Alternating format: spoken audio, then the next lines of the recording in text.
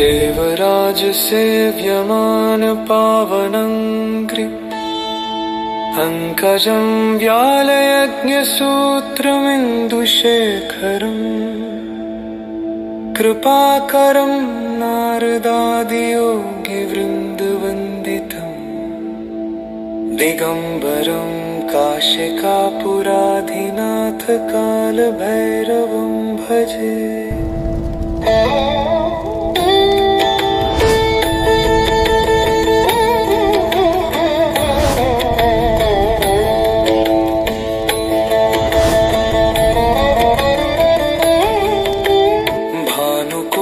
भास्वरं भवाब्धितारकं परनीलकण्ठमीप्सितार्थदायकं त्रिलोचनम्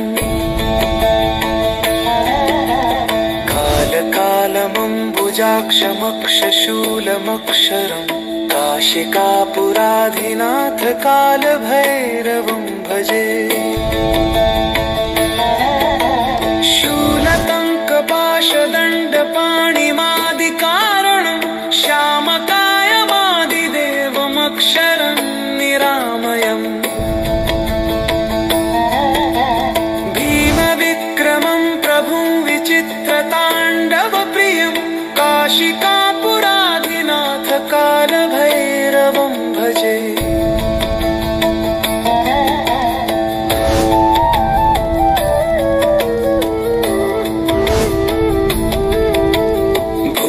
मुक्तिदायकं प्रशस्तचारुविग्रहं भक्तवत्सलं स्थितं समस्तलोकविग्रहम्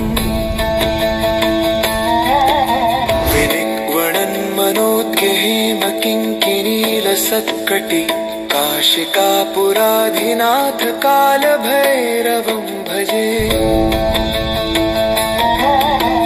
धर्मसेतुपालकं त्वधर्ममार्गनाशनं कर्मपाशमोचकं सुशर्मधायकं विभुम्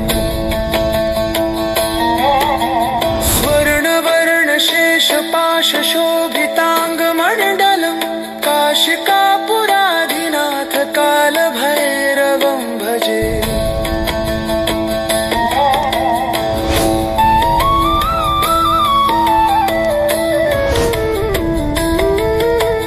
रत्नपादुका प्रभाभिरामपादयुग्मकं नित्यमद्वितीयमिष्टदैवतं निरञ्जनम् मृत्युदर्पणाशनं करालदंष्ट्रमोक्षणं काशिकापुराधिनाथ कालभैरवं भजे। अट्टहासभिन्नपद्मजाण्डकोशसन्ततिं दृष्टिपातनष्टपापजालमुग्रशासनम् अष्टसिद्धिदायकं कपालमालिकाधरं काशिकापुराधिनाथ कालभैरवं भजे। भूतसंघनायकं विशालकीर्तिदायकं काशीवासलोकपुण्यपापशोधकं विभुम् नीतिमार्गकोविदं पुरातनं जगत्पतिं काशिकापुराधिनाथ कालभैरवं भजे। कालभैरवाष्टकं पठन्ति ये मनोहरं ज्ञानमुक्तिसाधनं विचित्रपुण्यवर्धनं शोकमोहदन्यलोभकोपतापनाशनं प्रयान्ति कालभैरवं नृसन्निधिं नराध्रुवम् काशिकापुराधिनाथ